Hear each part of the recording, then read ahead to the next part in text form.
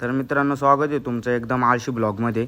सकाळीच उठलो आणि घरच्यांच्या आहे ना 4-5 शिव्या खाल्या आणि निघालो ट्रॅक्टरला आहे ना आम्ही तिघजण डिझेल आणायला निघालो। पाऊस उघडा होता, एकदम मजेत निघालो। तर मित्रांनो, घोटीची नदी आहे ना इतकी ओव्हरफुल भरलेली होती, बघू शकता तुम्ही, खालून वरून एकदम फुल। तर हे आपल्या महादेवाचं मंदिर आहे। तर निघालो घोटीला। हे कधी आलो ना इकडं गेट लागलेला असतो, पण आज नशिबाने आहे ना उघडं आहे, एकदम बरं वाटलं। तर मित्रांनो 14 नंबरपाशी पोहोचलो आणि इतकी अर्जंट मूत लागली, पहिले मुतायला गेलो। तो ब्लॉग जाऊन दे तिकडं, मरून दे। मुतून झालो आणि निघालो डिझेल आणायला निघालो। पेट्रोल पंपावर